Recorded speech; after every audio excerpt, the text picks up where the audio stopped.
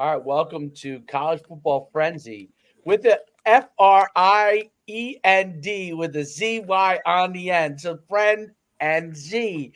Oh man, Shane Stafford came up with a genius.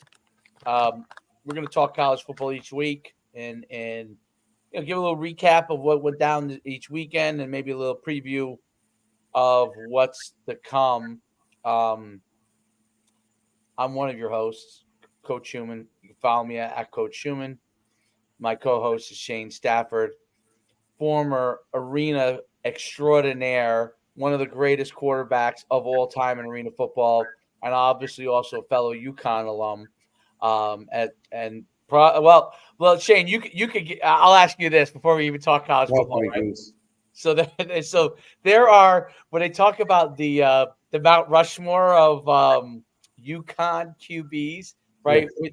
Would you agree with that? The Mount Rushmore is you, Yeah. Dan Orlovsky, and Matt DeGennaro. Is that the kind of Mount Rushmore? I think it is that. I wouldn't put I don't know. Hey, of course I'm going to put myself on top. I mean, if I threw the ball as much as they did, there's no doubt. And that I would have all the records. I don't mind bragging. But, yeah, man, I think that is true. Yeah, that's what I would say. I'm trying to think of when I was getting recruited by UConn. Excuse me. You all right, man? I don't know. Maybe you shouldn't be eating Whoppers and Cheetos at the same time. Well, that's what happens when we get on late night. This should be like late night. It should be called Late Night College Football Frenzy. Late Night Frenzy. You know, we're out here to rival Shannon Sharp and Ocho Cinco, in their show where they're like on their the nightcap. So they have the little nightcap in there. The little that's me and you. We're the but lower budget version of that. Hey, the 1AA version. The FCS version. The FCS version, no doubt. We represent. Although, where did Shannon Sharp play? I think he played at Savannah State, which is D2, right? Yeah, Where did Ocho Cinco play? I think they were 1AA, no? I think Savannah State was D2. Were they? Oh, yeah, they might have been. You're probably right. And where did Ocho Cinco play college ball? Somewhere, but I know he balled out at the NFL level. That's all that matters. He got paid. He got paid. We didn't, but he did. There's nobody that's going to get more off topic than me and you when because it's just impossible. Oh shoot, he went D2 also. Yeah. So our show is they made it farther in the he went to Langston College. I don't even know. Jeez, I don't even know what Langston is that even a college, or did he make it up and he was playing sideline football? He was playing two-hand touch and he got picked up. Well, it's like there used to be an HBCU Cheney State, I think, because I represented a player once from there. Oh, Cheney State? That's what they used to right? Is that PA? Pennsylvania. Absolutely. Yeah. I think they dropped football now, though. That's Philly. Yeah, absolutely. That's a basketball area. Yeah. Oh, it was? Yeah, absolutely. Still is. I represent a player from Cheney State, right? The dude was pretty good, but the team was so bad. Like when I mean bad, like I feel like they won like one game like in his like career there. You know what I mean? But this dude was good. You know, he was good. He just was not going to get like a serious look because he played on such a bad team, right? Which I didn't know, but he was like a safety that was like 6'3" or 6'4". It might have been 6'4", and he could run. But he just he could. He could run. I'm sure he could. But it was So Langston. So we're the FCS version of it. Again, squirrel. But we got this past weekend. I don't know if you watched the game or not. Did you watch the Colorado versus Baylor game? I saw some of the highlights, but no, I didn't see the whole game. Unfortunately now I have to work now like a job. Oh yeah, well, Thing is in real life jobs. right. But, Right. yeah. So no, I didn't see the whole game.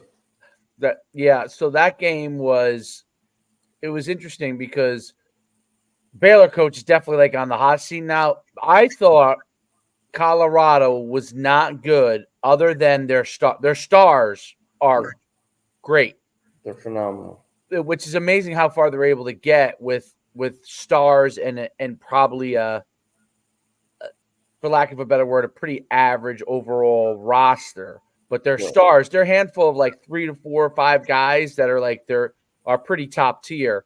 Yes. And it was interesting because Baylor was up by 2 touchdowns at one point. And the whole game, even though Baylor was up by 2 touchdowns in the first half, I just thought Baylor should be killing this team. And their coaches would over and over again run the ball when they should have thrown. Like the quarterback was throwing wild on them, just throwing away from Travis Hunter because obviously Travis Hunter is great, but he was throwing away from Travis, and they were killing him. I mean, when I mean killing him, like fade balls, going up and getting it. The quarterback was putting on the money, even though I didn't think he was a great quarterback. He broke off a run when they went up by 2 touchdowns at one point, like a 50, like a 4th and 1, like a 50-yard run, and but they kept doing all kinds of crazy things. So like on 3rd and 4, they would run the ball instead of just throwing it, right? And then so they're up by 2 touchdowns, had a chance to go up by 3. They were like around the 50 or something like that. Yeah. They get the first down. Okay, they're going in. They're going to go up by 3 touchdowns. They run the ball. They get in like a 4th and 2, and they punt it. And then Shedeur Sanders gets the ball. They drive down the field and score with like no time left in the half to make it a 1-score game. And then the second half goes back and forth. Basically, they had the game won. They're up, 31-24, I think it was. Yeah, something like that. Yep. There's like 18 seconds left. He rushes around. He throws the ball. He throws a dart. Shedeur throws a dart to the 3-yard line, hits off the tight end's chest. He drops it, right? Mm-hmm. Now they have one play. Now the Baylor coach calls timeout this is what he told the story after, was that to basically let everybody know, like, this is what we're going to run, whatever the defense he called. And they rolled 3 guys over at Travis Hunter, left everybody else in 1-on-1. Yep. And he rushed 5 guys. Okay? Instead of just rushing, could rush 2. If Shedeur took off to run, he would have to run 40 yards to score. Well, you don't want him to let him run 40 yards. If he runs 40 yards to score, I'll hand him the game. Hey, good for you. Great job. Yeah. But you don't want him to throw it in a 1-on-1 matchup. So he escapes. He fires the ball because they rush 5, so they only have 6 covering. And obviously they have, 1, 2, 3, 4, 5 receivers run down there, right? Right. So throws the ball. It's a rope. The guy dives. He catches it, ties the game. And then I'm like, they're going to win the game because the Baylor guys are going to just screw it up. So they get the ball first, Colorado. They go down, they drive, they score. And then Baylor marches right down the field, and they hand the ball off to the running back, and the running back does not secure the football. It's first down from like the 4, okay? And who cares if you get tackled at the 1-inch yard line? Secure the football. Like, that would be the first thing I would relay to the quarterback if you're running the ball to the running back, to relay to him. I wouldn't even have had the running back run the ball. I would have had the quarterback just run at the first place, see how many yards he can get, right? Yes. And so the running back goes in. Travis Hunter, helmet on the ball, great play. Ball pops out. They get it. They win the game. To me, it was such at the Division I highest level, Baylor, which is an average team, okay?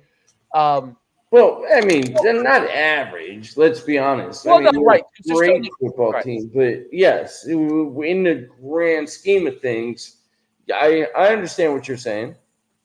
So they the coaching mistakes that were made over and over again were so mind-blowing. And with all due respect to Colorado, they did not make that many mistakes. They let their athletes play. They were Colorado was very limited outside of their stars. You could see it on the O-line and D-line. They're very limited. And Baylor, who gets to recruit Texas, like they had the guys to take advantage of it, even if they're a mid-level, Division I program.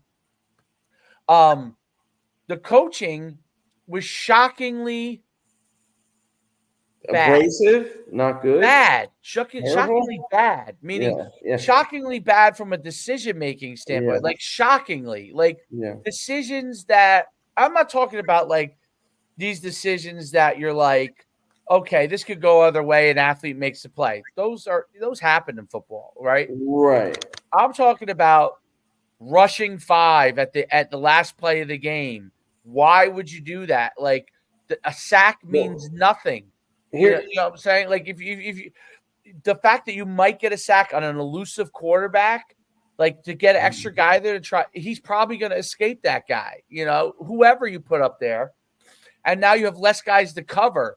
It was just it was one of those, and then their guys they weren't even on the goal line. They were behind the goal line. If you watch the highlights, 2 of the defensive backs were 7 yards deep, coming downhill to try and knock the ball down.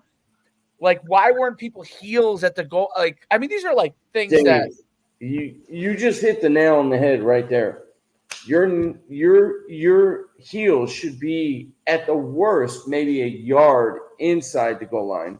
Number one, first and foremost, to even before all that, why are they not jamming these guys off the line of scrimmage and running with them, slowing them down, getting them off of their route, paths? Like that, as if I were a D coordinator, as an OC, if you're going to give me a free run, man, I'm taking that thing. But they how much speed Colorado has? That's what they do great. They have a ton of speed. So you're already giving them a 40-yard, like basically you're just saying, hey, run a 4-3 and go down there and then turn around. And it's designed to have the pocket shifted to where he can roll out to that trip side. Now, I did see, where they tried to bring an extra guy off the edge but he lost containment. Shedeur is an unbelievable athlete. So let's not lose that in this whole context. But Absolutely. The fact that they did not press them off the line of scrimmage, that baffled me completely. The fact that you're leaving these guys that can run 4.2, 4.3s, you're just letting them run freely, and Shedeur possibly to run around there when they're running around free. That's just dumb, man. You can't leave speed in open space. You have to contain speed by clogging everything up. I think that's a great point. And the other thing that I think was, and I don't know, you know better than me on this, but the fact that he talked about he did an up and under. One group guy was doing an up and under rush. The other guy was going to come around for contain. Like, to me, like when the game's on the line like that, players get confused easily. Yes, just take your gap, right? Yes. If you're an edge, if you're the edge, if you're starting on the edge, you stay on the edge. If you're starting in the middle, you could come up and then bend, right? Don't. If you're gonna, you get cute on a stunt, right? You get cute with a stunt up and under, and a guy come around for contain. I think in the heat of the moment, and that kind of a moment, especially knowing you got to get Shedeur, and he almost just threw a dart. The first one hit right off the guy's chest. It would have been a touchdown there. So Dave, the other thing I'm gonna say, man, is this: after watching this and studying it, don't play the ball, play the man. You know what I'm saying? Right. Play hands, because at that point, it's irrelevant if you get an interception. All you need is an incompletion. These guys are trying to play the ball. They stop playing the man. Don't look back at the ball. Why would you do that? Like, I don't know what they teach there at Baylor, but whatever it is, from a defensive standpoint, they are not teaching the right things. Like, or maybe they are, or maybe it just wasn't executed the right It way. probably wasn't executed, Yeah, but that does go to coaching, right? To a certain extent. Like certainly. when my players, whatever the age level is, don't execute, there you have to figure out whether that player can't do it or you didn't teach it well enough, right? Yeah, And if very they true. can't do it, they got to be replaced. If you didn't teach it well enough, then you got to figure out how to teach it better so they can. Yes. I think you always have to try to figure out. Now we don't know what that answer is with these players. And I think part of this is, and I don't know Baylor's situation from a transfer portal standpoint or anything like that, but part of the whole transfer portal thing is that I really do think your first few weeks, especially teams that are in the middle of the road, not I'm not talking about Georgia or Alabama, like they're already at the top tier. The guys they're getting, even if their transfers are top tier. But I'm talking to teams that could be pretty good, maybe could be, or maybe not, like in the middle. Win a game here or there, next thing you know, you're in the top 25, top 10. Absolutely. I think when those teams early in the season, because there's so many people are transferring in and out, I think continuity for those teams early on can be very, very. Now, maybe at the end of the year, that may not be an issue, but the first few weeks, I think it has to be an issue. And I think, maybe he is teaching, maybe he is teaching it. And some of these guys are new. Some of these guys, aren't in the program. Well, you get transfers in and out. And then you get a situation where maybe you don't have continuity or the guy gets nervous and has a brain fart, and which happens, which happens, but can't happen in those situations. And you may not know, like you may be looking at the guy that you have in the field at that time saying, this guy is going to be the best guy, but maybe he's not there yet because he just came there. It's very. I mean, I always end up getting in the transfer portal NIL discussion about everything. The thing about you would actually gotten some decent NIL. Even though it was FCS, at least you might have been able to clear like 5-10K, I think. I mean, I would have been happy with that. I mean, I would have gotten some pizza, and we would have gone to the place where the Sergeant Pep's chicken wings and all that stuff. Oh yeah. Wing. And the other place with the I don't know, I forget what it is. The dope. Remember the the dough, chicken doughs or whatever. What was it called? Not Was it Doughboys or something? I don't know. Yeah, that was one of my favorite places, though. Man, it was awesome, wasn't it? It's a lot of concussions happened since then, so I don't remember everything. But one thing I do know is this: you cannot let athletes run free. Period. You got to jam them up, and you got to run with them.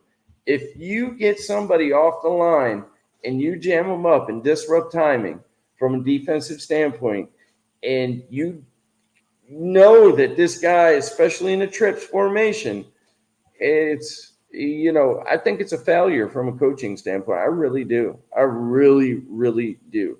I hate prevent defense. Actually, as a quarterback. Well, I think you need to have three guys that are on the goal line at the same time that you're jamming, right? That's the problem with rushing five guys. You have less guys to cover. Yeah, but the last play of the game, all you got to do is knock it down. That's it.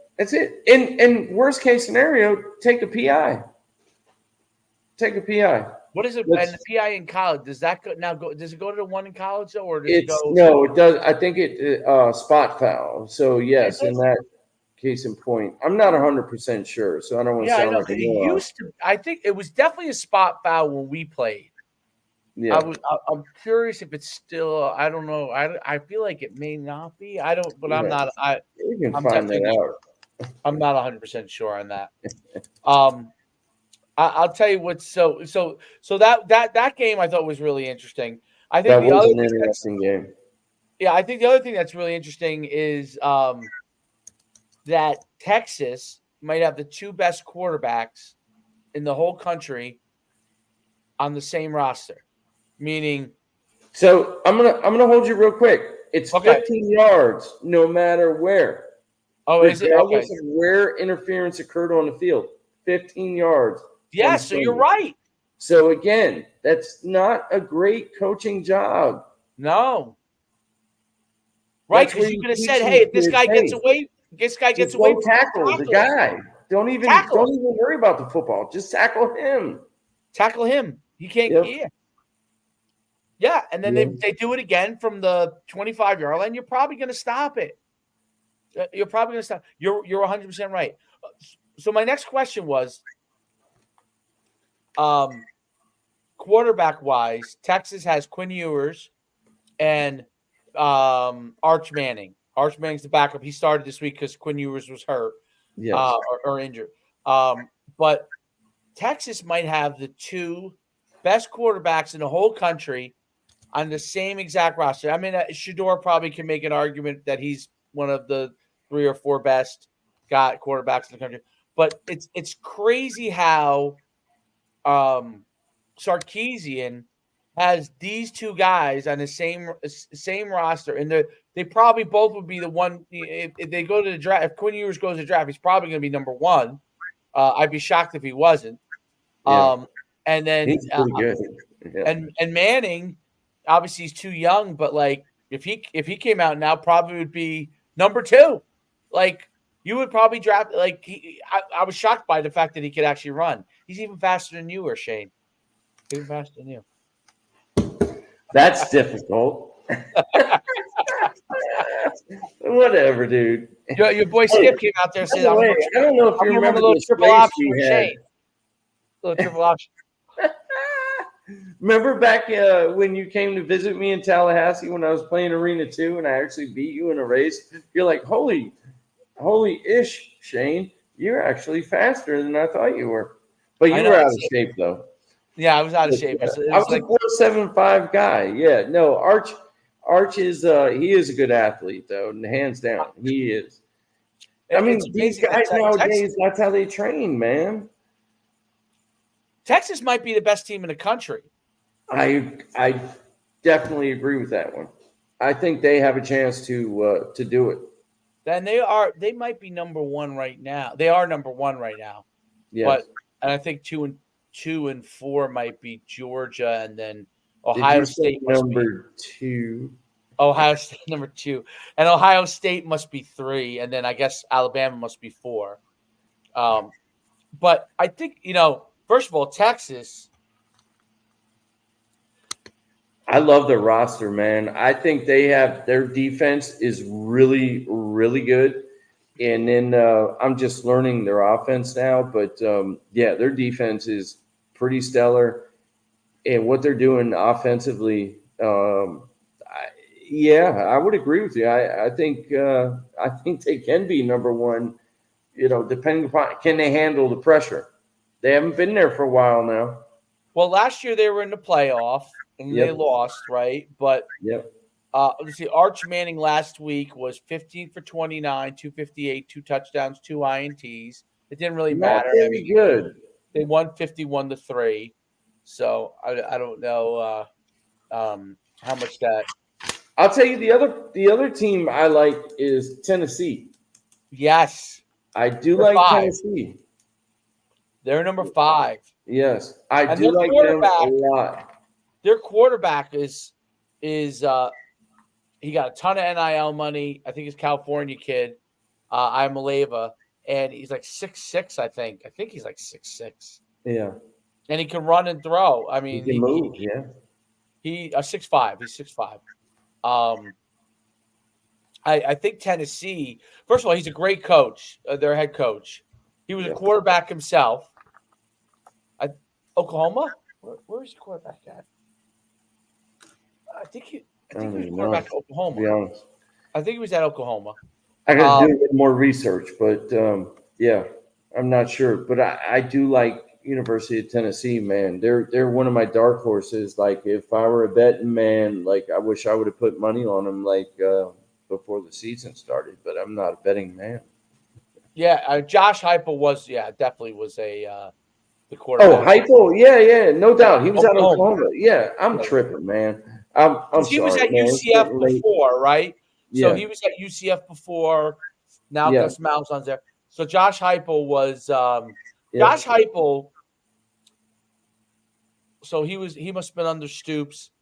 He runs a great system. yeah, He meshes that like Oklahoma system he played in yeah. with a lot of the mesh concepts that because that was when he played. I want to say that Mike Leach was a coach there. Yeah, Yep. they didn't do a lot of the stuff they're doing now, but I think they were Leash was doing mesh because they had Mangino. I believe they had Mangino. You remember Mangino, who used to be Kansas, the big, huge sure, guy? sure. Leach was there at the same time. Mangino, the Stoops brothers.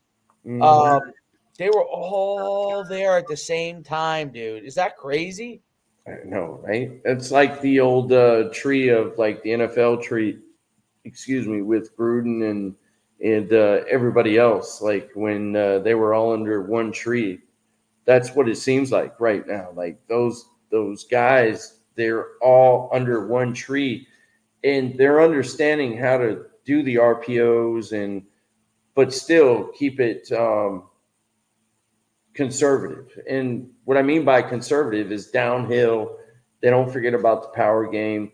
And this is what I love now about this game now is they're still running power, but they still found a way to run RPOs with power. It's truly awesome, man.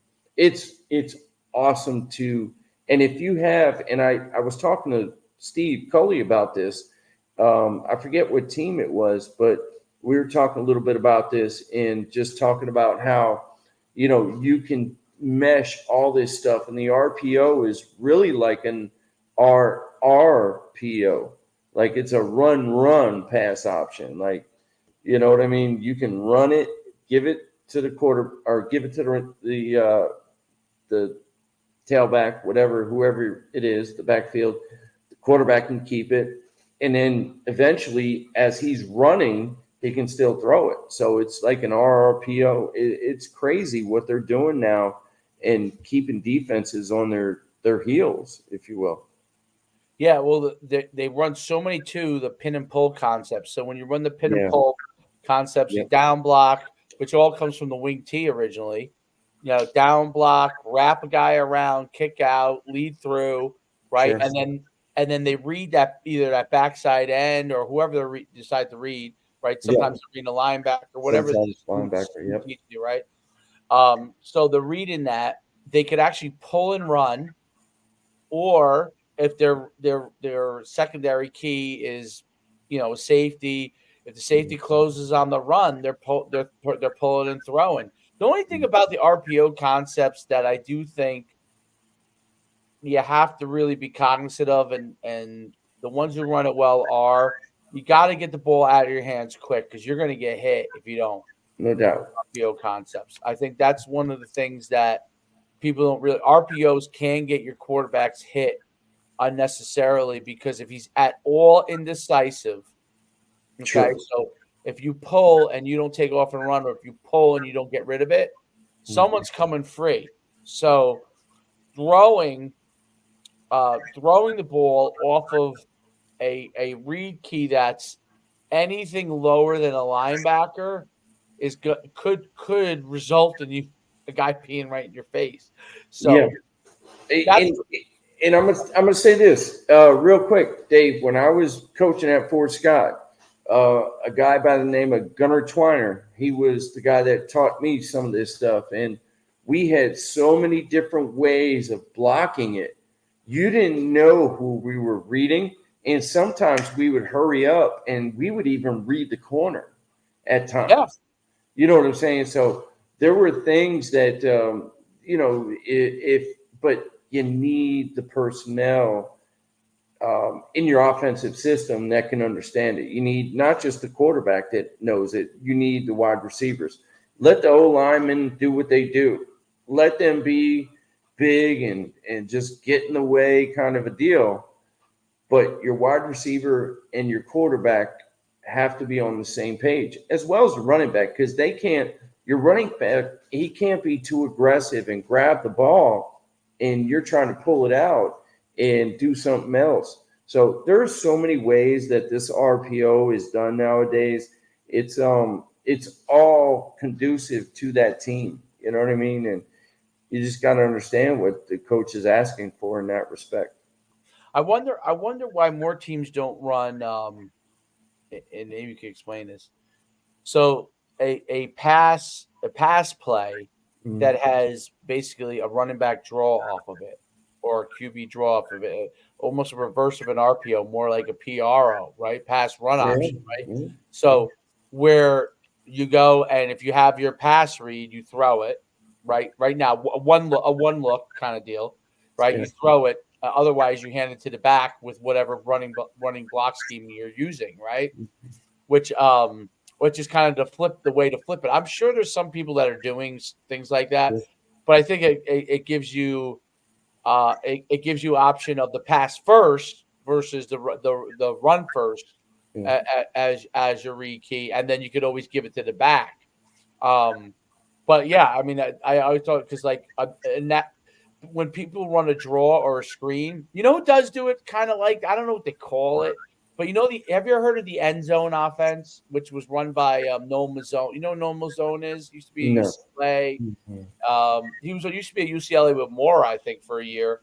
But he's been around, and he Yeah. runs a thing called the N, like his name is Noel, so N zone offense, right? It's been around for like I want to say maybe like 15 years. It's very big in high school. It's had some great initial success in some Yeah. places in college, and then everybody runs some concepts from it, but they don't all run the whole package now. It used to be people like in high school they'll run the whole package, but in college they might run this play or that play from the. But basically, it gives you kind of a play that covers all the bases to an extent. Right. A Yeah. pass, a screen, or a run off of based off of like your keys, like that you have, Yeah. and it's very interesting because they like to send the guy in motion, back in motion, and they'll run like the zone, send the back in motion, throw it, send the back in motion. If you got 1-on-1 matchup, Right. uh, for a receiver, you throw in like a hitch or fade, like you know what I'm saying, and Yeah. that, and then on the front side you have like a sit down corner route, and then you have Mhm. obviously the back Mhm. coming on Yeah. You the kind of motion for the flare, right? yeah, yeah, a So little flat route or yeah, like something. Yep, and absolutely. their deviation off of it is like instead of a run with the back, they have them run a little like screen. You know what I mean? Like a little Mhm. screen. So instead of okay, all right, our tag off of this is we're going to run the screen instead of giving the Yeah, ball to the yeah, back. yeah. Yes, I love it.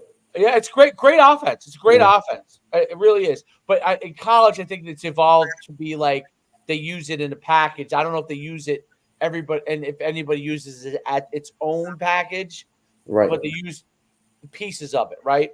Yeah, Um, yeah, and it's very effective. But that to me is kind of like almost that kind of evolution concept where a play covers basically everything, yes, and you don't have to teach that much, yep, but your quarterback has to know this, this, and this, and yep, everybody else has a specific thing they're doing on each play. Let's say they're running like 4 or 5 plays. That's it. Those 4 or 5 plays, they just yep. run them to death, and everybody knows what their specific role is. And it's up to the quarterback to identify the right things to be able to give the ball to the people who should get it based off of what probably a lot of times pre-snap, I'm guessing. Yes, exactly. So when I was at Fort Scott, we had something very similar, Dave. But our guys were too young, so we had to slow it down. So we were doing all that. Our whole thing was we wanted to run 100 and some plays a game. That was our goal. I hated it because they didn't get it. So me being an OC, I'm trying to signal this stuff in, you know what I mean? And they're just like, huh? What? Picking their nose and stuff. Like they don't know what's going on. So I said Right. to the head coach, I'm like, yo, what What are we trying to do? Do we need to run 120 plays just to run them because we want to get the defense on their heels? Or do we want to run 60 plays to where we know what we're doing? Because right now we suck and we were terrible. Our guys were great kids, but they weren't the kids that, Fort Scott was used to getting. And long story short with it, we ended up having to slow it down because we had that kind of offense in there. We used to have plays where we'd say one word and everybody knew what they were doing, but they couldn't execute it. Like we would have a one-word play, especially if it was to our boundary sideline and it was like a 3rd or 4th and 1, and it had a run, pass, run option. It was like an RPR, to be honest. It was like a run, pass, run option kind of a deal. So there's so many things now from an offensive scheme standpoint. It's a constant guessing game, man. It truly is. But you need the personnel in order to be able to run it. You can have the personnel, but if they don't have this up top, you're not going to be able to do it. No, you're 100% right. It's interesting how they're evolving these offenses. Like the quarterbacks don't have to know as much as they used to have to know. Like when I always love the it's one of my favorite. It's always like viral on the internet, on YouTube. It's when you probably were in camp with the Buccaneers at this time when Chris Sims. So John Gruden is giving Chris Sims play call, and it's like play call, 18 lines long. Yeah, and it's like it was like it's south. It's like south right, you left. It's like right wing, yeah. F left. 972. 372 because 972 is not even in that. So 372 is a protection. I do remember that play. I was actually looking for myself in the background because I was standing next to Brad Johnson. I was in that camp, and F left, you like explode to whatever or something, and he's like, damn it, Chris, I'll never forget. Like, Chris didn't even know he was mic'd up. I'll never forget that quarterback meeting, to be honest with you. Like, Chris didn't know he was mic'd up to where Gruden could hear him, and he kept freaking stumbling, bumbling, and fumbling the whole thing. Dude, it was amazing in that quarterback meeting that night. He was he fuming? Who, Chris? Well, what was Gruden fuming or Chris? Oh, he's like, Chris, this is when I first learned the word dolt, and this is why I use it now. He goes, Chris, do you know what a dolt is? Chris is like, no. He goes, yeah, I bet you don't because you are one. He goes, look it up. And I was like, I stayed in the meeting just to hear it because I'm like, I want to learn everything that John has to say. He goes, it means you're dumbass, Chris. How can you not relay this? I just said it to you 5 times, and he replayed it back. And Chris, you could see Chris getting red. Chris is a blonde-haired guy, and blondies, they get red real quick. And next thing you know, he's like, man, coach, I couldn't get it. Was like 2 sentences long.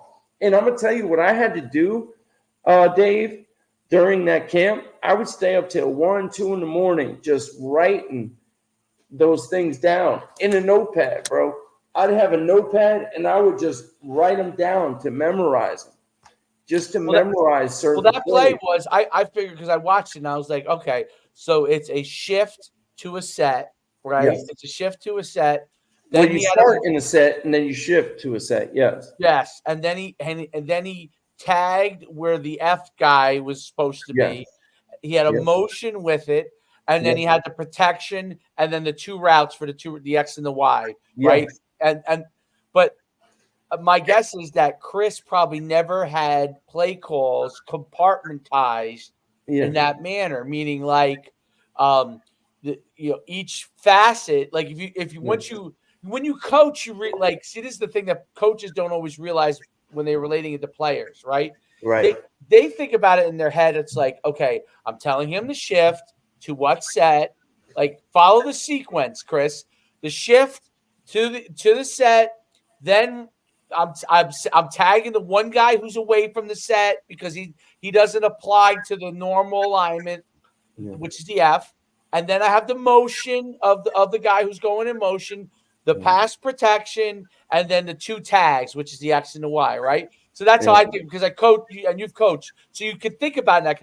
But with coaches, he doesn't care because he's a pro coach. He can care less, right? But the bottom line is, what coaches sometimes don't realize is that players do. A quarterback doesn't always compartmentalize it in that way, like a player. You know, the receivers are just listening for X and my route. That's the only thing they want to know. Where am I located? Like, what's the set? And what is my route? That's all they want to hear. Like, bro, I'm gonna next time we do this, man, I'm gonna find my playbook and I'm gonna read you some of these plays if I can find it. It may still be down in Tampa, but if I have any of them up here in Delaware, bro, it's truly amazing. Like it's 2-3 sentences, and you have to. I'll never forget when I had the opportunity to go play in a preseason game, and John was like, "Shane, here's your chance. Go ahead, go get it." I was like, "Fire truck." Like I haven't taken one practice rep. I was like, I hope he just gives me like $9.99. Like that's the simplest thing ever. Like let's just go and I'll check it down if it's not there. No, this son gun, man, I'm bumping into running. Man, I get it in my headphones. He's like, oh, let's go. You right, F left, shift to blah, blah, bunch right, blah, blah, blah, blah. I'm like, that's what it sounded like after about 3 or 4 seconds. I was like, hey, fellas. And the old linemen were looking at me. I was like, look, this is what I told him. I told the old lineman, I said, look, I'm gonna F this play up. I know I am. He's saying it right now. So you guys need to help me out. Because I never called a play in a game or even in a practice setting. So I go up there and I'm like, bam, bam, bam. He's like, the one center said, no, Shane, you mean this. I was like, yeah, exactly what he said.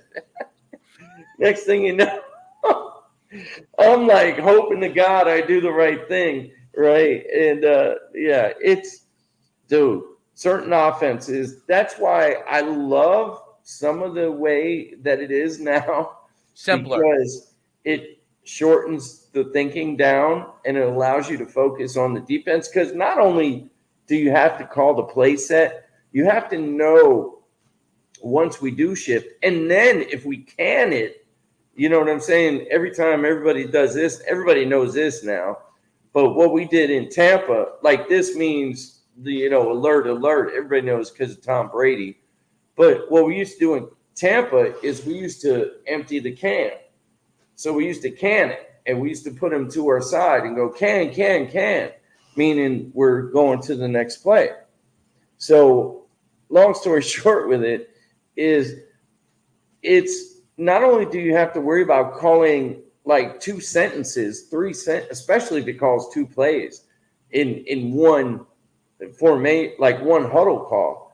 You now have to, okay, what are they normally doing in the defensive perspective if we give them like double wides, or if we give them 1 tight end, 3 wides, or if we give them 11 personnel, 12 personnel, whatever personnel, and how they line up to it, and then worry about is the 1-5 to the tight end side, or is the 1-5 to the open side?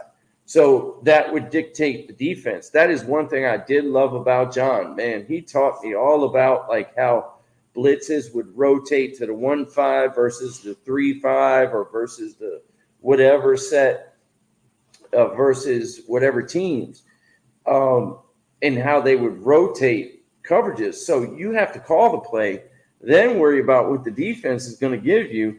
And then if you can it, oh shit, like, wait, I got to have that. And this all has to happen within like 20 seconds. You know what I'm saying? People don't realize this stuff.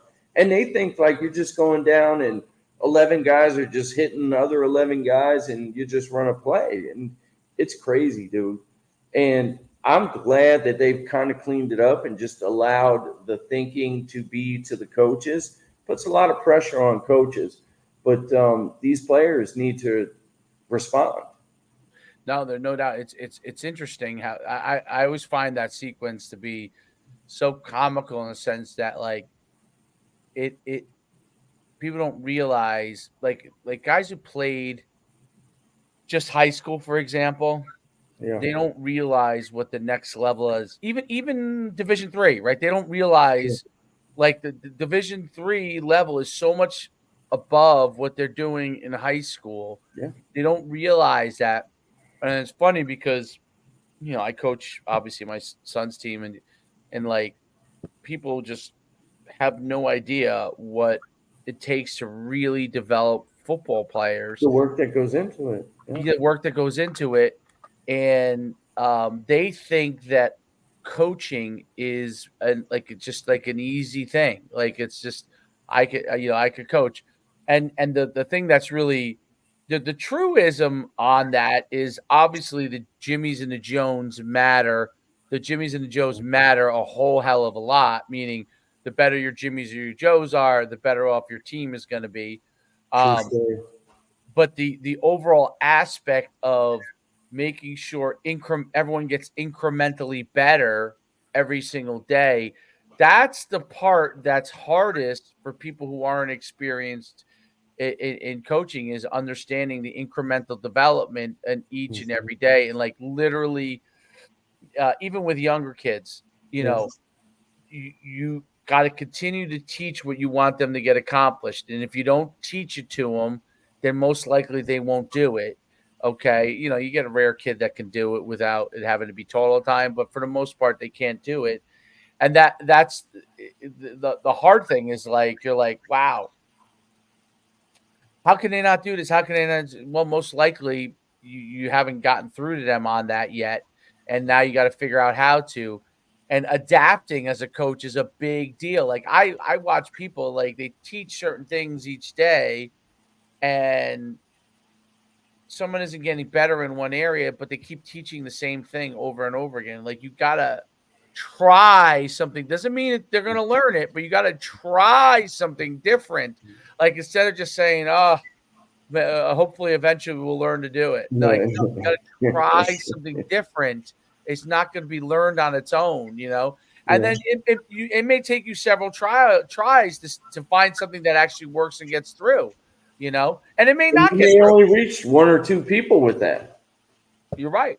Yeah. But that's the important thing, that you do reach those two people. You Yes. know, I'll tell you one of the things that I thought was I was against it, but now I do it. Like with youth kids, I would have the play written out, and I would just tell them number one, and they would have the play written out. Mm. But they couldn't. I realized that they couldn't.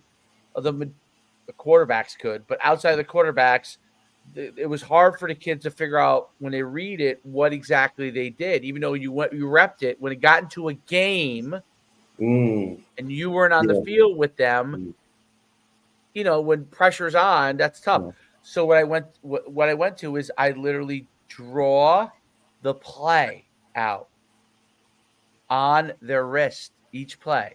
It limits how many plays you run, but you know what I figured out how to do with color schemes and stuff?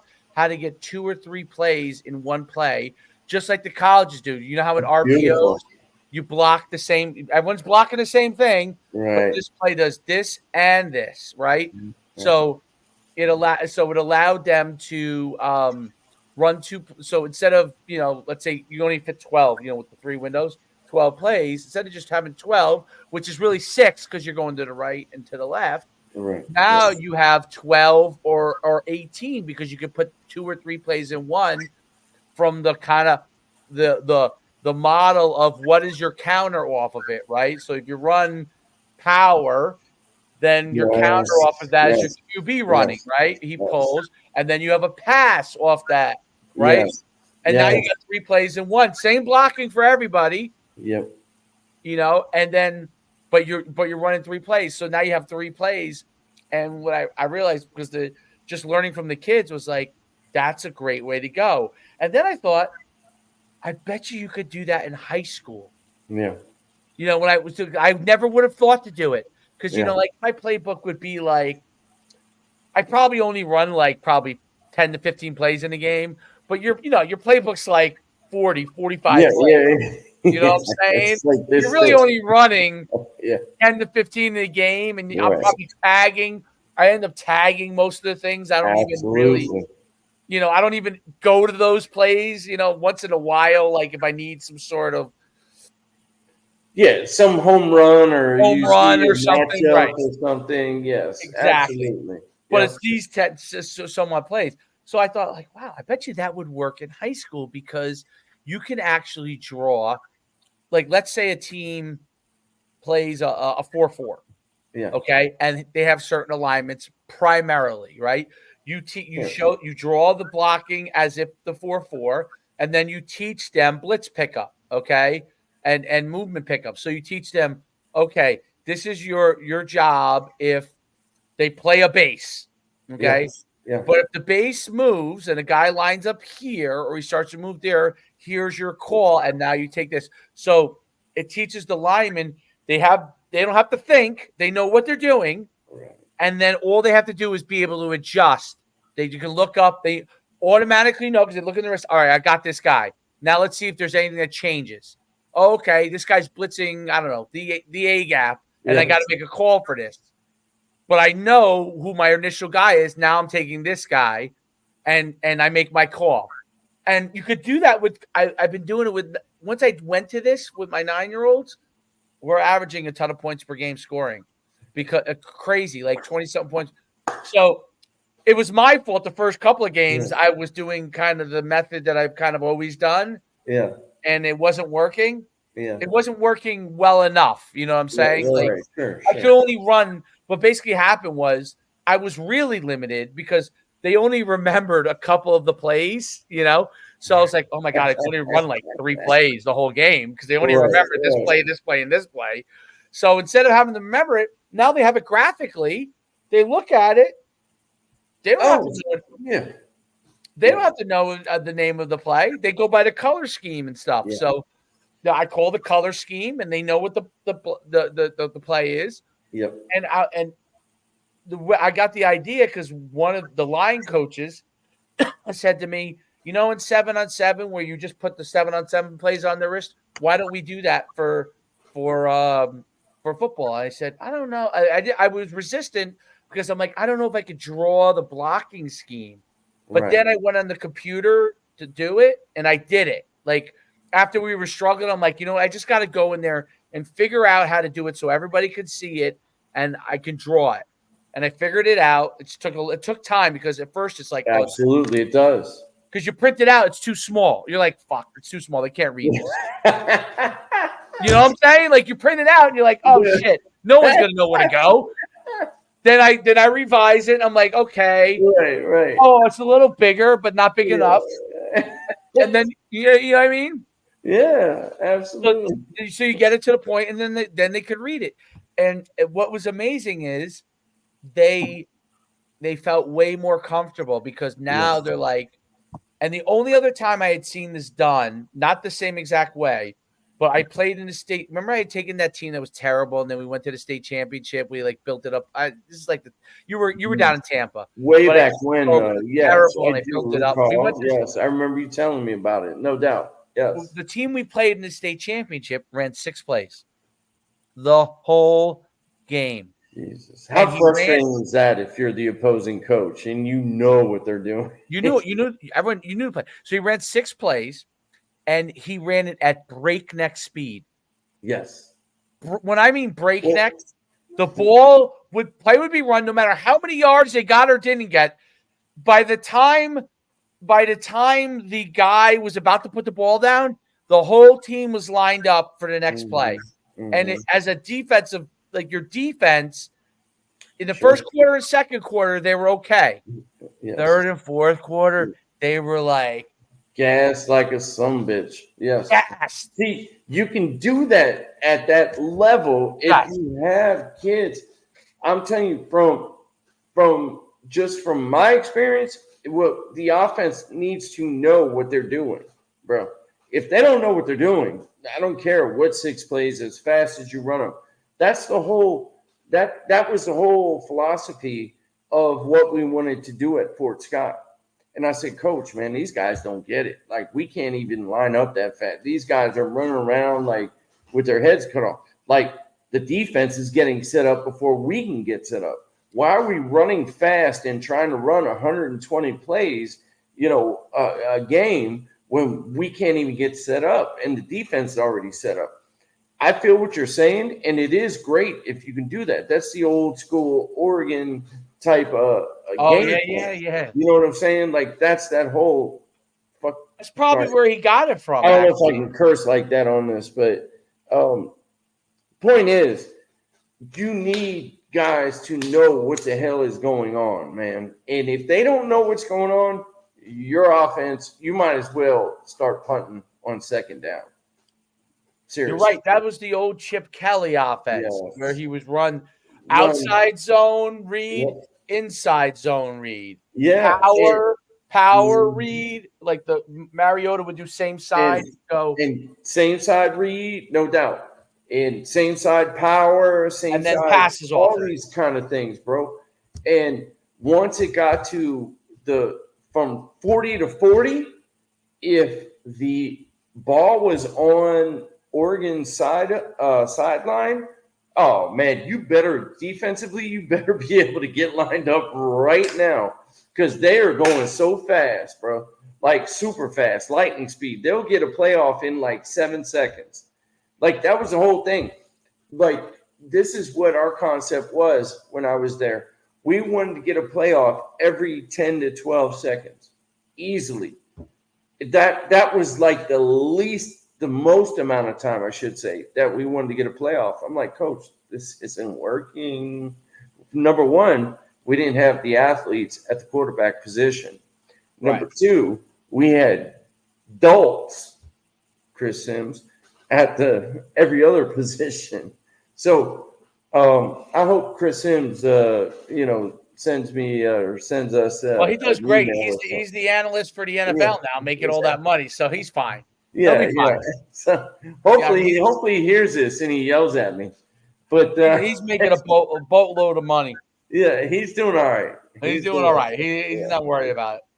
But man, like, I love what you're saying though. Like, it makes a ton of sense. But at the same time, getting back to some of the stuff we were talking about with the SEC, that's why the SEC has gone through this whole thing of going fast.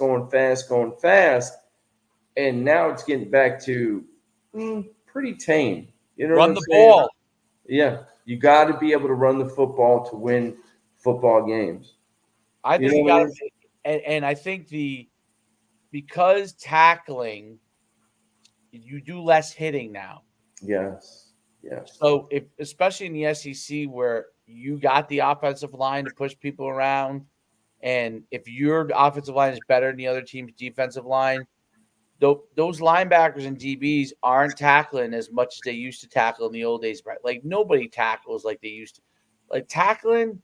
So, I mean, the positive is they're going to all have their brains, hopefully, in the near future, because maybe we're doing less of beating them up. The negative is if one team runs the ball downhill and they're just coming at you, like, if you don't practice tackling as much and you're not used to that physical, I think back to like when I was playing linebacker and the stuff we would do in our warm-up alone. I'm telling you, like, I tell guys this all the time. At the end of Vernon Hargreaves' warm-up, I thought I played a whole fucking game. And then we had to play a game. Me and Dexter would talk about this. He'd be like, I just feel like we fucking played a whole game already. Like, holy shit. Like, I mean, we would get out there and we'd be wrapping guys up. Thudding. Dropping and catching balls. Like, I mean, we might get one ball throw to us a game and we were dropping and working on open our hips, downhill, to the right, to the left. I would come out of the warm up and I would be like, and I was in good shape physically. No, you're in great shape, bro. You were was like, so great in space, man. You were great in space. You were space, great. Yes. I used to love it when the linemen would have to come to the next level.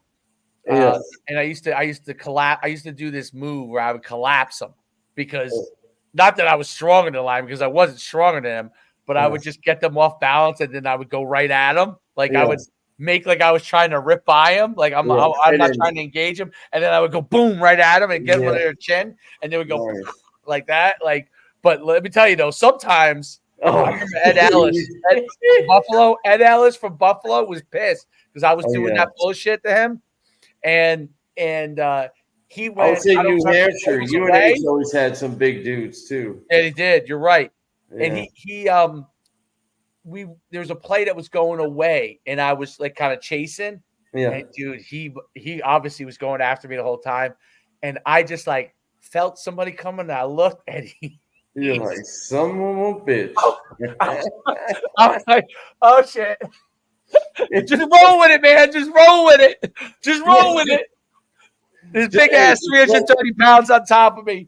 I was like, he's like yelling at me. I'm like, you got me. You got me. I was dead, man. I was a dead man walking. Hey, that's when you got to put your knee up. That's what I always used to do when I interception or a fumble or something. You know, everybody wants to hit the quarterback. Oh, of course. So I would search for somebody, like you could see it in their eyes, literally, like I'm gonna kill you, and I would wait for them because I wasn't making the tackle. I mean, I'm not fast enough. You know, like you said earlier, I'm not getting that guy. So I'm not gonna take this whooping like a girl. So I would wait for them to come into me. I'd grab them by their shoulder pads. I'd put my knee up and I'd pull them into me and try and get them right in the groin, bro. Like that was the only win I could get. You know what I mean? Like just like you were saying though, like when they have your number, they have your number. You just gotta you gotta take that out. You know. You get the next play and be like, all right, well. I'm not letting that happen again. How fun is football when that is how we have to think?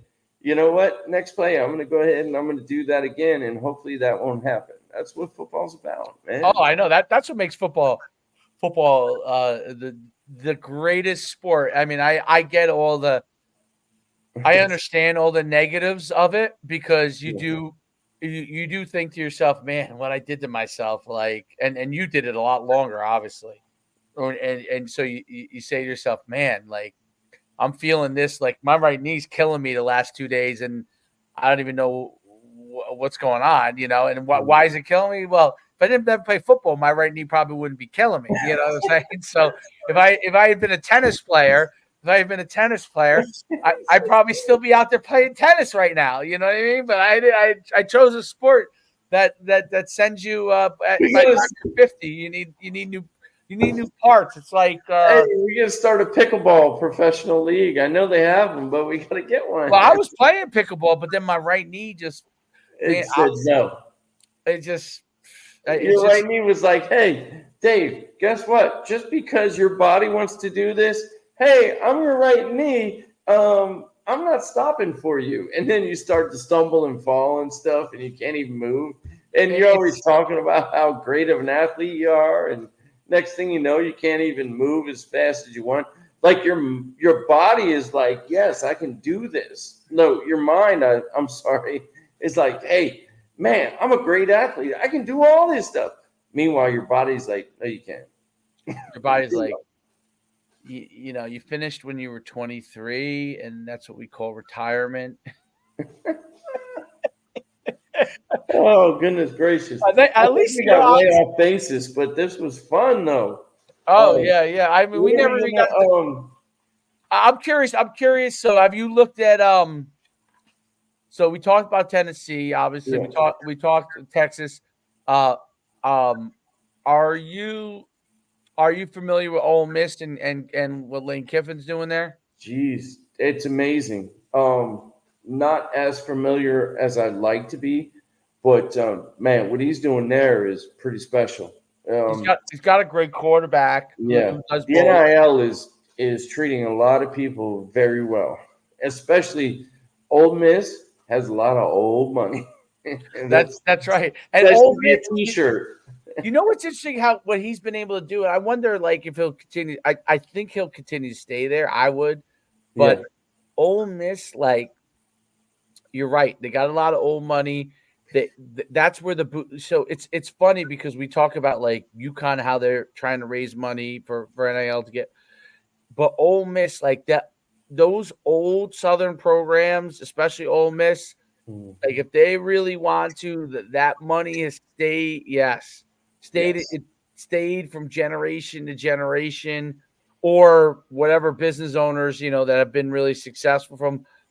It's one of the things that alumni networks in sports connecting with the general population is really important, meaning your general alumni population. sure. So, like making those connections because like my guess is like Ole Miss has multiple guys that have done really, really well, dozens and dozens of them that have their own funds that are contributing to a lot of the players they're getting. Like literally keeping their quarterback there, paying him close to $1 million, Um, and that's just the beginning.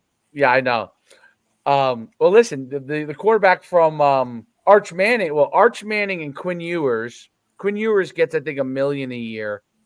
Arch Manning, I think, got $2 million to go to Texas, from what I heard. How soon until the players are making more money than the head coaches? And then when does it become a problem? Like it's I think it's becoming a probably problem. it's probably a pro. Like I don't mean to take us off topic Yeah, I don't again. know. I agree. Like I think that there is certain places where it can become a problem because like if your head coach is Kirby Smart at Georgia, like he's so good and so learned Yes, under Saban, he understands probably how to manage it better, he's but got a name.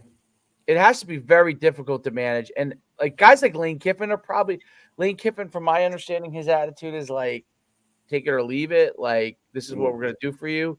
Some other guys are like that, but I think that for the most part, like guys like Lane Kiffin know how to make sure the guys that need to get more money get the money. Like he seems to have that kind of a personality where, but Yeah, I think it's gonna be an issue in the sense that where where does it go? It agreed. only can escalate. Just like coaches' salaries, by the way, they only have escalated, Yeah, right?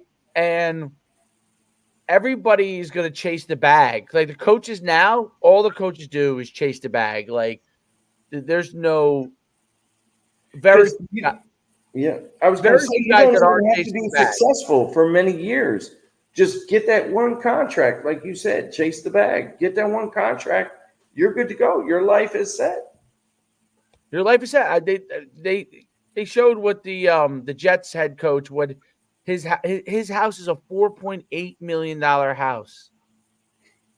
The Jets head coach. I mean, he makes like $8 million a year, I think, or 10. Yeah, But the fact that a head football coach has a house that's worth $5 million, and it that's ha- mind blowing. That used to be hasn't even reflex. made the playoffs.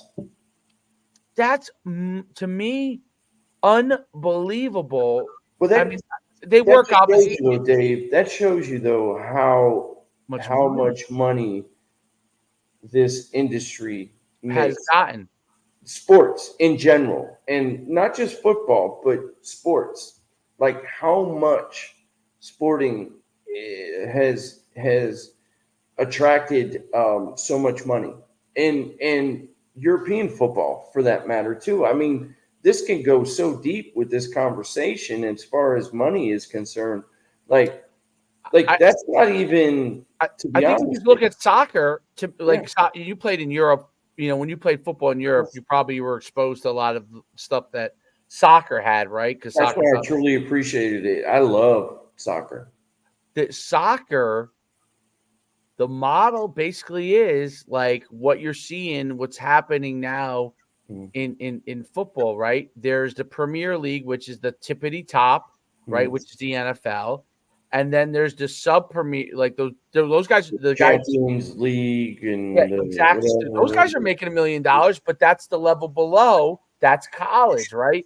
And that's from soccer. Like this whole model is from soccer, and the coaches in soccer, like the top tier coaches, like those guys are paid. Let me ask you this then. Do you think we're eventually going to get to where they are in Europe, where you start training kids to play American football early and they go to quote unquote university, as they call it over in Europe, and then they have university over there, but it's it's professional sports. Like that's where I think we're going. I think it is. And truly, IMG's model, like IMG, like how their high school is kind of set up. Absolutely, and we're for the top tier kids. For the top. Let's ask this question, right? Because you're in the Northeast, and you lived in Florida. Yes, long time. St. Thomas Aquinas. That's what St. Thomas Aquinas is. That's what IMG Academy is. Bergen Catholic, where Zeke Rogers went to high school. That's what that is now. Bergen Catholic is a factory. And then there are variations of it, but there's a couple of St. Joe's in the North Jersey's like, and there's a handful that are like that. You go around the country, Mater Dei in California, St. John Bosco, Texas, down in Duncanville in Texas, right? Exactly. Yes. So those places are all, and you could go around the country, and you probably Bishop Gorman in Nevada, right? Yeah, Minnesota. I know the schools that we held combines at in Minnesota in different schools. Absolutely, I'm with you. So it's leveraging a scholastic place to do like almost like a minor league, and that's really what it is. And now youth, because I'm in it with Troy, like there's town leagues, which we're still kind of in, but then there's basically all-star teams, right?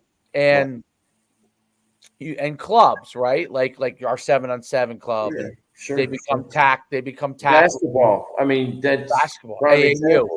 Yep. AAU, right? And there's various levels of that. And if you're unhappy, there's no need to be mad. Like I always tell people, you're unhappy, there's no need to be mad. There's always another place you can go. Somewhere else. There's a million places to go. And people, I'm sure people view that with me, with my own kid, like if I'm not happy, right? Like there's now when we were young, there really wasn't that many options, right? So if it didn't work out in your town, you really were kind of like in a problem, in a pickle. You were in a pickle, right? So you really had to make sure that you were the best in your town, right? Absolutely. But now that's not really the case. And I think that soccer model, there's a lot of problems with it, but basically it weeds it. People don't realize that it's weeding all the people out by tiers. It's weeding you out by tiers. If you're playing at Bergen Catholic, and you're a great player at Bergen Catholic, the worst that's happening is you're going some level of college. And then a lot of the good players are going to be Division I athletes. But the worst that happens is there's not one kid on that team, I don't care who it is, who does not think he's a Division I player. Not one. Right. Now, your local high school, that's different. So you might have one or two kids that could be potentially a scholarship player if it's a good program, or a college player. but the rest of them are not even college players. Even if the team's good, they're not college players, right? Certainly. Yep. So you've already created that system at the high school level, similar to soccer. Just like at soccer, you have, if you go over to Europe, you have You got all kinds Manchester United's club that goes all the way down, all the way to the youth. And if you're on Manchester United from the time you're 8 years old and you keep doing well, you're going to keep getting worked all the way up through the system, and you're either going to get signed by Manchester United or one of their competitors, right? Right. And then if you aren't good enough, then you end up going to like a Champions League club team, right. And you're in that system, a second tier system, right? Or right. And that's what high school is now. Like, yes, that's one of these top programs. Yes. That's the top tier. You have a chance to be a top tier guy. If you're at a lower program, you can go to a top tier program, but it's a harder road. Like no one from my high school. Every kid from my town now that's really good, really, really good, like they identify like at youth level, he's going to parochial.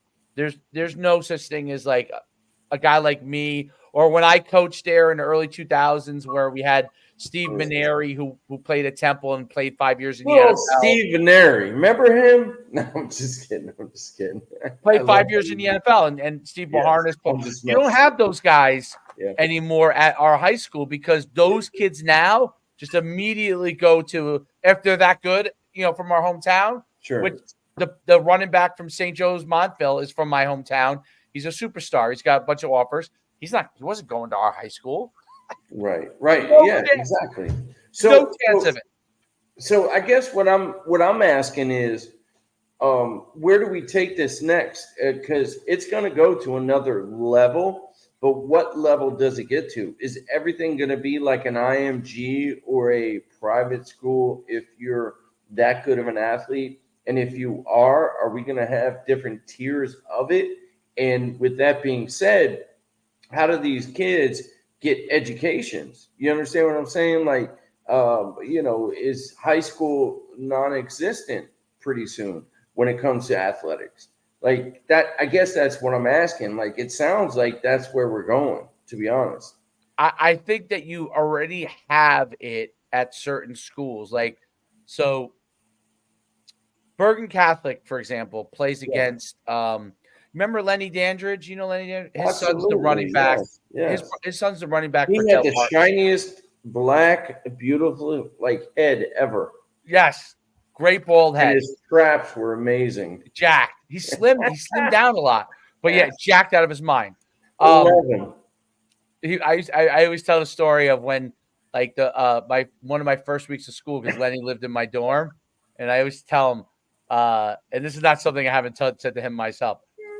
I said, Lenny, you sat down on our bed and we're talking to me and Zeke, just chatting because we're all from Jersey, and he's chatting and he's sitting there and he's wearing a t-shirt, right?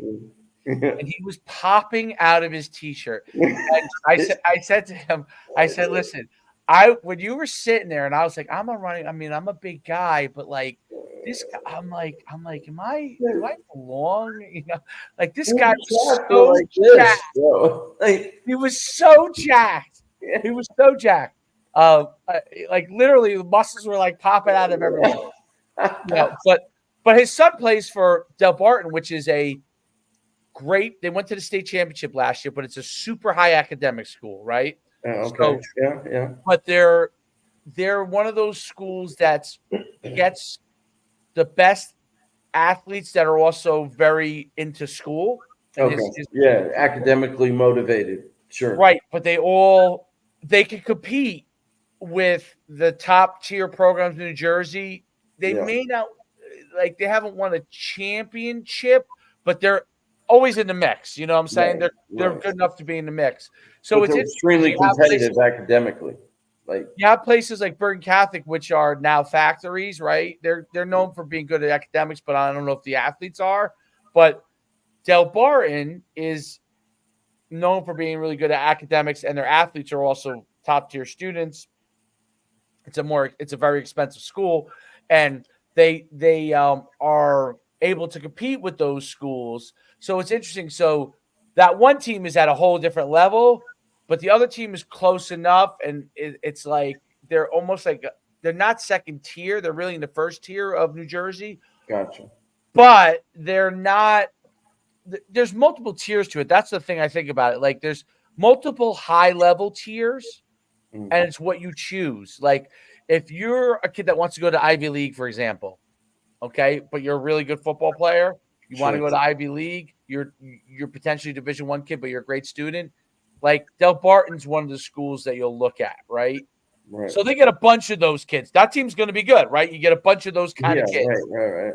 Burton Catholic's getting primarily kids that want to play at like Rutgers or Miami or Now they also get people who probably think they could play at that level and they aren't, but they're still good at their Division III but they're also getting guys that are now when you go down to Florida, like Schuman, Madonna, and St. Thomas Aquinas, like they're getting guys that are like, man. Like I remember we ran camps, and I remember Schuman Madonna was kind of coming up. It wasn't there yet. And now where it is, like the receiver Jeremiah Smith, I think that's where he was from. Schuman Madonna went for Ohio, who was at Ohio State. He's a superstar. And the level of guys that they're getting. So Florida is kind of leading the way. So was California with these like all these athletes are on one team. Yeah. I hear what you're saying.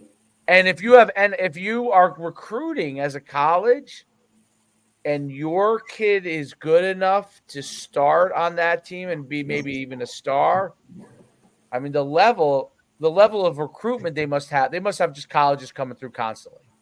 Oh, dude, if you want to get a college coaching job, you go to those areas or go to one of those schools or whatever. It's crazy what they do. Yes, you're exactly right, man. Like, actually, Tampa Catholic. I know I'm biased, TB, but my point is Tampa Catholic now. What they're doing now, it's crazy how many D1 athletes. I mean, it's not one or two every year. It's like 4 to 5 major D1 athletes are coming out of Tampa Catholic. It's crazy. Tampa in general, ever since Brady went down to Tampa, it just like it's crazy how many schools now in the Tampa Bay area just are being heavily recruited because he went down there. And not bringing up his name for that reason, but they're the athletes down there. It used to be like the Jacksonville area and whatnot in South Florida, which it still is, but this middle central area of Florida, dude, it's crazy, Dave, how many kids. I mean, you're talking about kids that are like 6'6", 265, 280 pounds slapped together. You're talking about a 6'3" receiver that runs a 4.4 every day kind of a deal. You're talking about defensive backs, linebackers that are like 6'3" to 6'4", running whatever. You're talking about, like I said, DBs that are like 6 foot and can run, hips, all that kind of stuff. Dude, it's crazy. What do you think? Like, so when you like explain to people the difference between like the football in the South, right, in Florida in particular, but obviously across the South, Georgia, Alabama, Florida, Louisiana, versus Louisiana is different. Louisiana. I don't. Do you ever work a Louisiana camp back in the day? Yes, I worked a few of them. The first big Louisiana camp, I worked one, I ran one, and then it was smaller. Then the second year was a big one, right?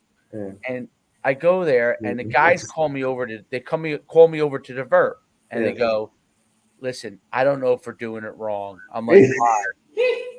They're like, We had 3 kids that jumped 39 inches in the Yeah. vert. He's like, I've been doing these Yeah. camps all over the country with you. And like we may have had one the whole year do 39 inches in the vert, and there's 3 in this one camp that have done 39. And so one of the kids who had did it was there. He's like, he's like, is it okay if you jump again? Like, I want Dave to see Yeah. it. Yeah. The kid jumps. Dude, Louisiana's It was just different, like, bro. I was just like, it was like he had. I said, you guys are doing it right. I said, I checked it. I'm like, it's 100% right. The kid, it was like he had rocket fuel in his legs. In his ass. Hey, There's it's no like other he way to farted explain it. and just went higher. He like, oh, that's how high you want me to go? Okay. And it was like, go gadget, boom. And like he just went and like launched into the air. And I remember thinking, like, people in New Jersey will not understand the level of athletic. I'm not talking about football skills. Right. I'm not talking about being polished, because I always thought that Texas was the most polished football players when I ran camps. By far the most polished. Yeah, I thought California was, but California was very polished, definitely. But I understand where you're coming from. But I said for pure athleticism, like the Louisiana kid, it's not even that big of it's a tiny state, but per capita, like I'd never seen like kids like it's amazing. Like jump, they were fast, they ran good 40s, but just the pure jumping athleticism was and explosiveness. Explosive. Like, they were just amazing. And when you explain, like, when people are like, well, what's the difference between, I don't know, New Jersey's obviously a good football state. PA's a really great football state. Football. Yeah. But we were like, well, what is the difference? Like, we have great football players in Jersey. I'm like, yeah, I can name on my hand the number of kids that have maybe close to that level of explosiveness. Right. Some random kid who's not even going to end up going Division I because he's going to be guided that way. He can jump 39 inches. Yeah, like, I was going to say, anyone in New Jersey jump 39 inches in any gym class, the coach who's running that gym class would walk him over to the football coach and be like, this kid is now on the football team, okay, or basketball team, or whatever. Can he catch a ball? Like, we'll teach him to catch a ball, like, Yeah. But in Louisiana, he might be walking the hallways. He might be walking the hallways because there might be 5 of him. He can't catch. All of his boys, they probably just practice jumping as high as they can as they walk home type stuff. I don't know. Or it's some sort of like, the alligators, the snakes, the lizards. I don't know. Who knows, bro? I don't know what it is about the bayou, but the kids were athletic. And like I said, like people are like, oh, you mean more athletic than Texas and Florida? I'm like, listen, they're not as they weren't all as good as football players. Football players, yes, correct. But because the kids in Texas, like from the time they're 3 years old, like are throwing a football and like catching a ball, and dad has them down there in the basement, like you're gonna be Friday Night Lights. They're worse than me, you know what I mean? They're like throwing me the ball, like the kid's laying there on his back and just came out of mother's womb and he's throwing a football. That's Texas. That's Texas, dude. That's Texas. Dads being they'll jack their kid up because like instead of running a 4.60 40, you ran a 4.62. They'll jack him up for that. You know what I mean? Like he got grounded. Exactly. They don't. But those kids in the bayou though, they just can't, dude. I'll never forget when I saw one of them came up in sweatpants and like some old rusty ass pair of sneakers, and he had a sticker on him with the NUC shirt. And this dude jumped like 36 inches. I was like, bro, you want to take your sweatpants off? He's like, no, I don't have anything on underneath them. This is what I came to work out in. I was like, what the? Dude, did you warm up? No, I just came here. I came in late. You know how they always, in the bayou, they're always late in the South. But it's I remember when he was a And running this back. dude jumped so high. Dude, this his brother, this guy's brother, he actually died a few years ago. I was real sad to see it because Jeez. he brought his brother, who ended up playing at LSU, and he now works for the LSU football program. So his name was Nick Brossette. Okay. Nick Okay. Brossette was a star running back for LSU for a couple of years. And his brother, who passed away, brought him to our camp when he was in 7th grade. And he comes up to me. He said, he said, I signed him up. He said, I called you, you said it was okay. He actually came over to me, really nice guy.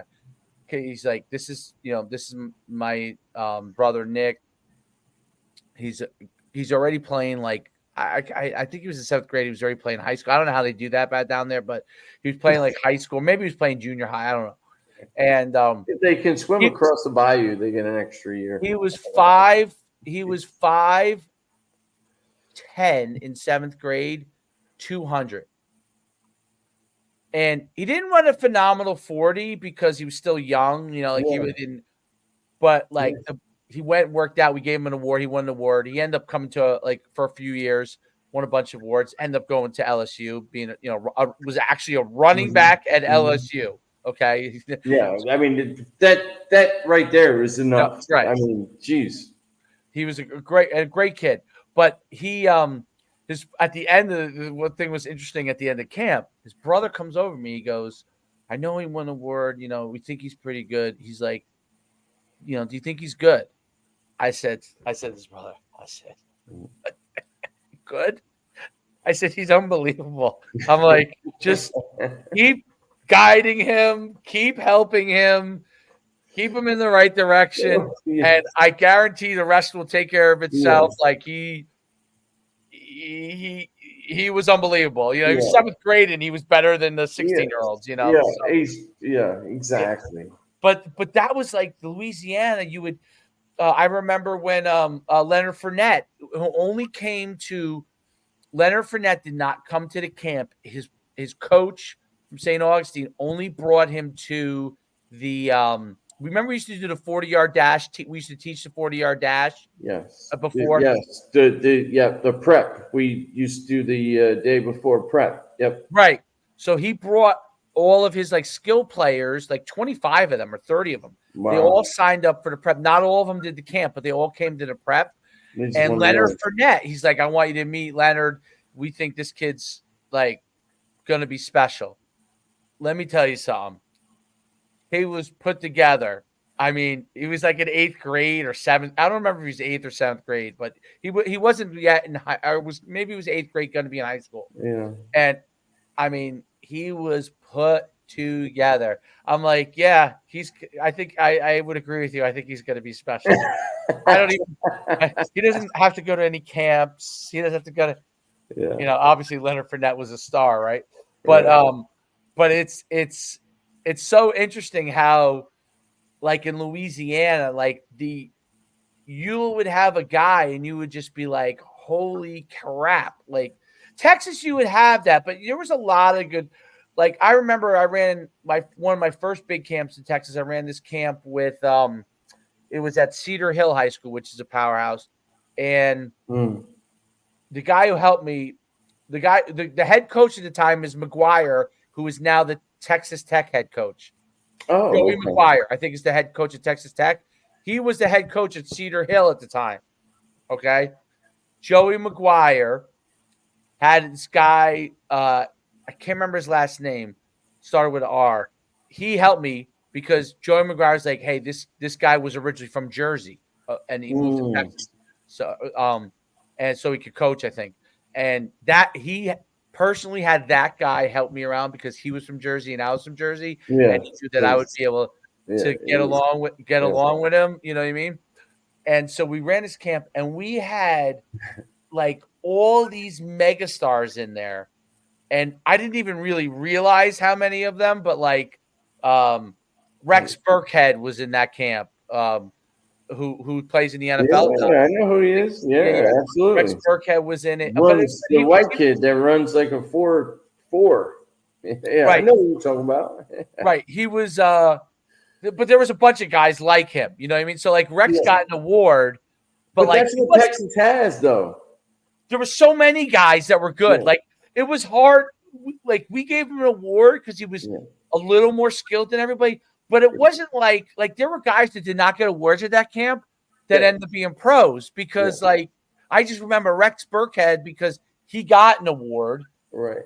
But I'm like, this guy's really good. But it wasn't like he was really good and everybody else was not that good. It was like he was really good, but like these other 5 guys potentially could be as good as him. Yeah.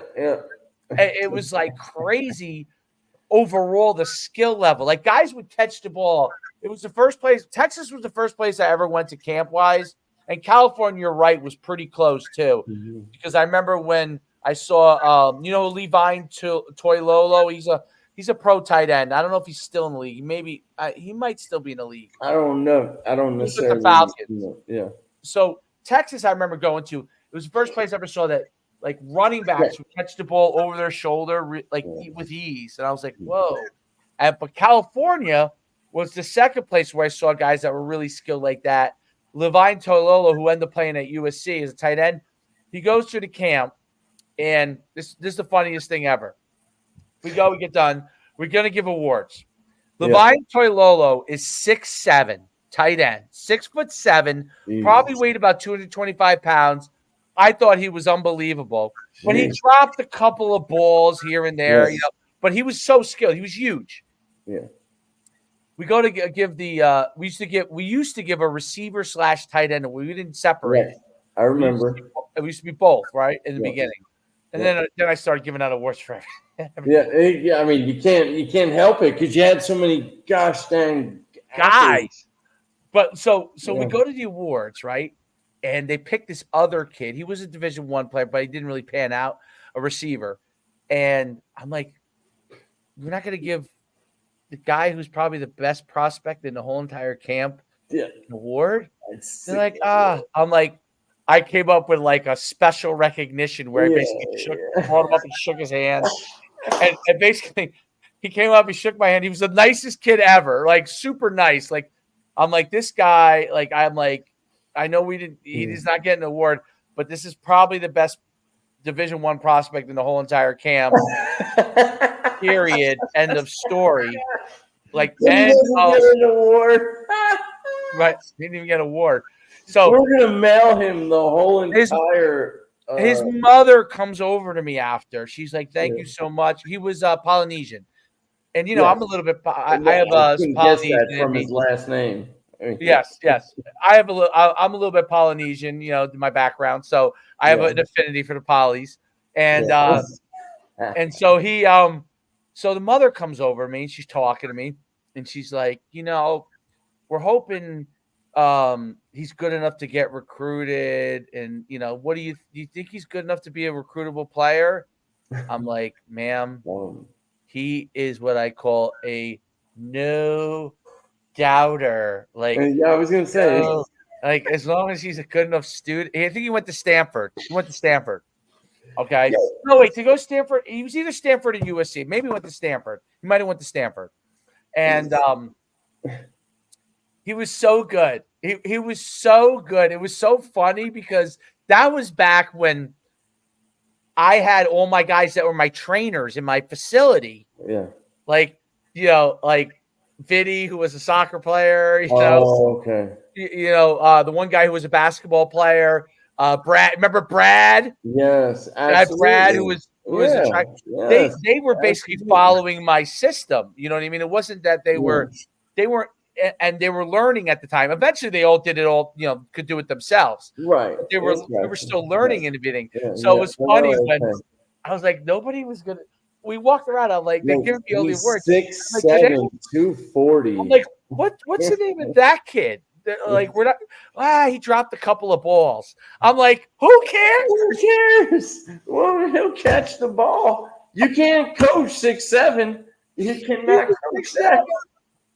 Let me ask you this: what did he run in his 40? A 4.5?